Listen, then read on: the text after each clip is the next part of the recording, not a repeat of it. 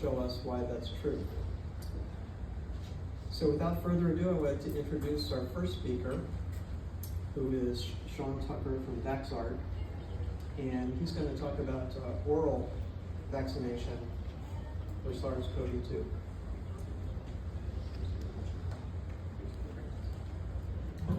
Thank you for coming to my talk, and right after lunch, and everybody's all in food coma, so I'll try to be as entertaining as possible.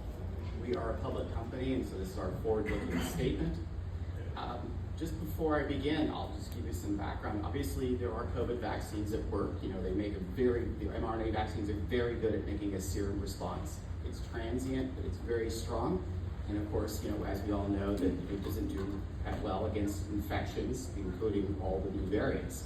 So people have been very excited about the idea that perhaps a different approach, mucosal immunity, may play a big role.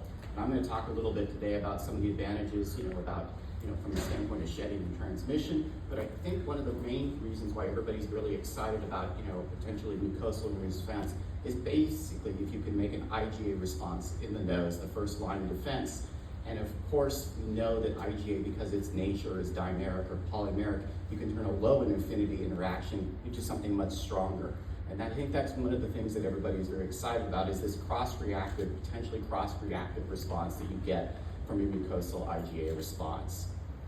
So of course, we all were taught back in Immunology 101 that the best way to make a mucosal immune response in the nose is to put something in the nose. And obviously, we all have outstanding animal data from the standpoint of putting a vaccine in the nose and making a great IgA and mucosal response. The human data, not so good. It's a bit inconsistent. And I'm going to talk about some ideas about why that is. But keep in mind, there's only one approved real vaccine from the standpoint, and it works really well in kids. As you get older and get exposed to flu, it doesn't seem to work as well. And I would suggest that one of the reasons is that because you have these IgA responses to the nose, it could be blocking the interactions of your protein, the S protein, with B cells that you need to activate to start the immune response. And in fact, let's face it, we've been hammered repeatedly with coronaviruses throughout your lifetime. My kids were cute little germ bags. They didn't usually look that nice when they came back with a cold. Usually they were big snot bags that were crying, but essentially kids keep getting hammered with coronavirus throughout their lifetime. And this is going to have an impact both on the effective responses, the IgA in the nose, as well as the B cell memory populations. And I think that's really important.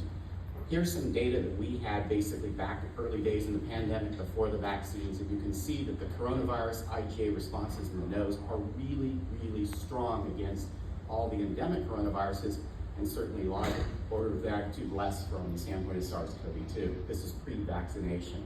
And again, what I'm going to say is one of the reasons why we're excited about IgA is this cross-reactive, cross-protective nature. And if you have all this coronavirus anti-IgA floating around, it's going to be hard for your S protein that's expressed or delivered to actually induce an immune response. That's one of the things I wanted to point out. Here's a list of a lot of ad-based vaccines, in terms of how they've done, and let's just face it, most of the intranasal ad vaccines have all failed, either chimp or ad. There's one approved in India, but there's not really a lot of data to it, and the only thing that's really done okay is the CanSino approach, where they use aerosolized ad, and it's bypassing the upper respiratory tract. And that might be the key for a success for something like this, where you're just being hammered with coronaviruses throughout your life. Now, I realized that the last time I gave a talk that people didn't know that much about the Vaxart platform, so let me give you a little bit of data, and information about what our platform really is. Our platform is essentially our tablets, little tiny tablets, about the size of an Advil, and essentially they're room temperature stable. And the idea is that, when we formed the company, is we wanted to be able to have a vaccine that could come to you rather than have to go get a shot. And that was the whole point of the vaccine approach. And it took a few years to be able to figure out what to do in terms of how to make that reality. And again, there was a lot of key issues that had to be solved. One, replicating oral vaccines don't seem to work in the developing world. Two, if you deliver a protein in the intestine, that's really just food. And three, pre-existing immunity to adenovirus seems to really hinder, injected adenovirus. And by using this molecular adjuvant delivered to this recombinant, non-replicating vector, we're able to show that we can actually make antigen-specific immune responses weren't affected by pre-existing antibodies to adenovirus, and it actually works quite well at making use transgene-specific responses, not a vector-specific response. And that is the platform. And of course, I wouldn't say that if I didn't have human data to back it up.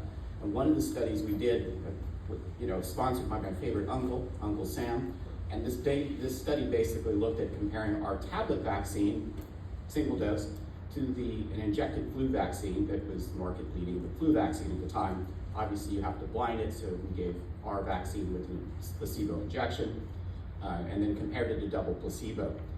The whole idea is we waited 90 to 120 days, gave everybody flu, and just counted how many people got sick or infected based on how much shedding. And what we found in this human study is that you could see that there was a statistically the same drop in reduction in infection compared to placebo with either Fluzone or the Vaxart vaccine tablets. Ours is about 80% chance of outperforming Fluzone, but it did quite well. The key point was that there was a different correlate of protection. Injected vaccines, high titers of HAI were important in the sera. Ours, we had to name a few B cells of mucosal homing potential. And that really led us to be a belief that we can basically protect, and this is the proof, against a respiratory pathogen with a enteric tablet. Just in case you still didn't believe me that you can create a mucosal immune response in the nose with a tablet vaccine, here's like the most extreme case you could possibly think of in humans, is that you took tablet vaccines against an enteric virus, norovirus here, and measured basically the response in the nose. And what you can see is either high, medium, or low dose, you're getting a very, very strong nasal IgA response against, again, an enteric pathogen with an enteric virus. No nasal touches this virus. So it's pretty clear this vaccine works in the animal model we all care about in humans. So where are we with SARS-CoV-2? Well, obviously we have vaccines that can respond very quickly to the next pandemic. Obviously, we have great manufacturing capabilities to make mRNA vaccines. And of course, as the new strain variants come out, you can make that really quick. But one of the key limitations is how fast you can actually get into people, because injecting one person is simple. Injecting 300 million takes more than 6 to 9 months. And so basically, as all these variants come out now, you're feeling like the hamster on the wheel, you're always tracing the variants. And so the approach we wanted to take is, can we, one, give tablets so you don't have to inject people and line them up forever? And second, can you make a cross-reactive response? So we have two candidates that I'm going to talk about today. One expresses just the S protein that just came out, and we have some studies which express both the S plus the N proteins for SARS-CoV-2, again, using the same Vaxart platform that I told you about. In the study, it was very small. It was very well tolerated. We got great T cell responses, very little IgA in the serum. We got great IgA responses.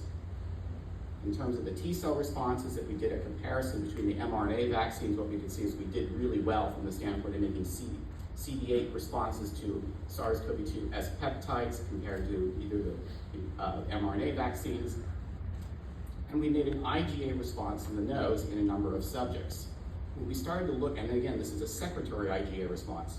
When we started to sort of get more into the nitty-gritty details about those antibodies in the nose, what we found, and here we're comparing against convalescents, is you could see that we made about the same amount of response at a convalescent in terms of the IgA responses on the y-axis. But what was really interesting is we seemed to make more neutralizing potential here by an SVP compared to convalescents. I don't have an explanation for it. This is just the data. So now let's go back to the premise I talked about before, is that the memory responses we've had based on all these coronavirus infections over a lifetime are going to make a difference. And obviously, if you're triggering those memory responses, it's going to be preferential compared to a naive B cells. So our population is now full of SARS-CoV-2 cross-reactive B cells, and sure enough, when we did the study, we actually looked, and again, this is in humans, what you can see, about 50% of the subjects basically made a response in the nose against coronavirus SARS-CoV-2 but every single subject that responded against every coronavirus we tested, including the alpha family of coronaviruses.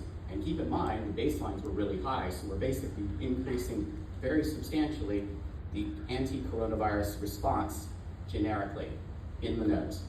What was also interesting, and again, people have published this before, is that if you look at convalescents and other people, the IgA responses seem to wane over time. in the study, we actually found that it didn't seem to wane, but actually seemed to, if anything, go up, but really just maintain for over a year. That's not my mom, is it? All right, I'm going to switch gears a little bit and tell you, something else. One of the things we're excited about is that IgA can do something in terms of blocking transmission. And obviously, transmission, very simply, if I've got infected, infect 2 people, and each person infects 2, that's an R naught of 2. Of course, the new current variants, the R naughts are really high, like 9 or 14, depending on how you look at it. So the question we had is, can mucosal vaccination reduce that to be less than 2? Well, we can't really address that in humans very easily without doing big studies. So now I'm going to switch over to hamsters, my favorite animal model, and just look at basically the idea of how does the vaccine do against shedding, which could be a surrogate for basically transmission. What you can see is that either against Omicron or Delta, vaccination mucosally basically hinders and reduces the amount of shedding that you have in the nose. That sounded pretty cool.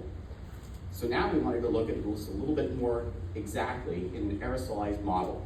And of course, there's been plenty of evidence out there that suggests that IgA, a mucosal response, can block infection. So if you put an IgA response in the nose, this is a study done in guinea pigs, and then put it next to hamsters who were infected, it did a better job of blocking transmission to those animals than an IgG response if you put it in the nose.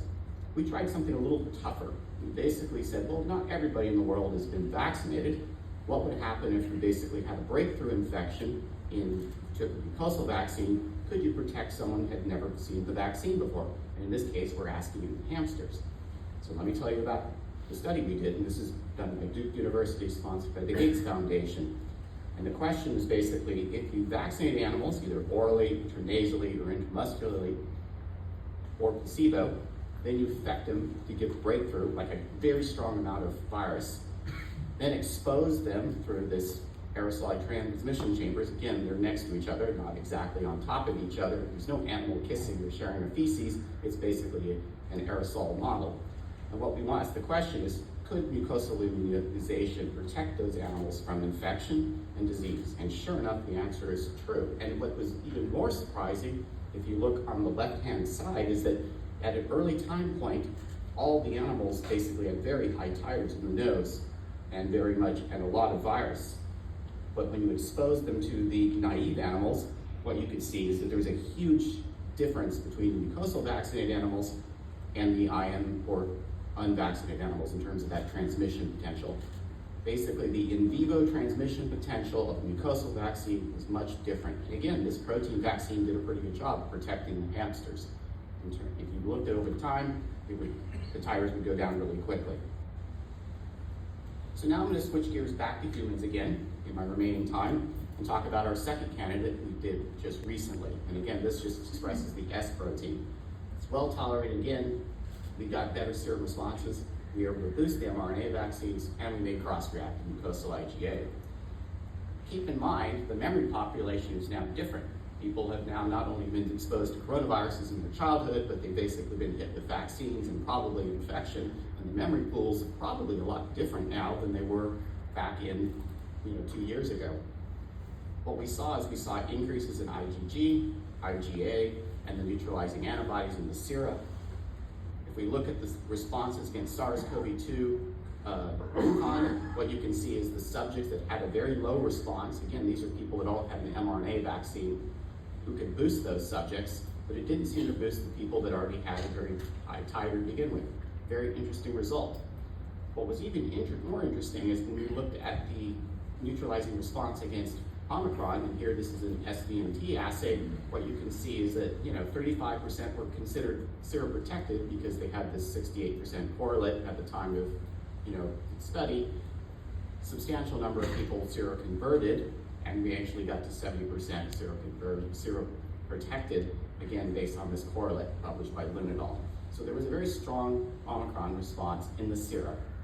And then going back to our favorite tissues, the mucosa, what you can see again, about 50% of the subjects had a response, either nasal or saliva. And again, it was against both Wuhan, Omicron, MERS, and all the other variants that we looked at. So again, very cross-reactive response.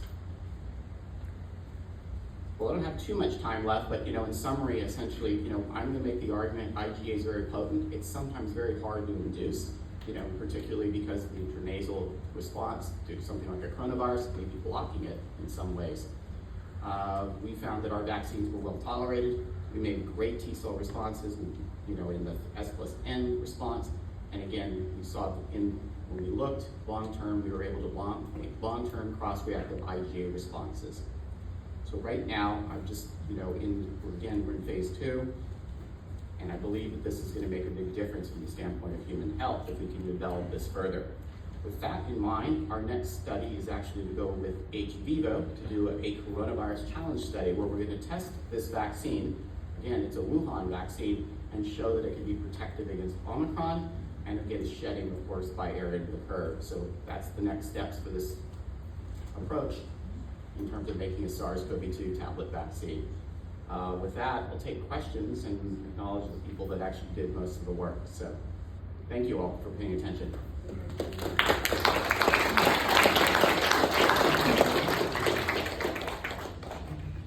very much.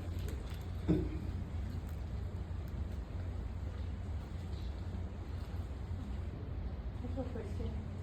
This is Natalia from Immunotherapy. What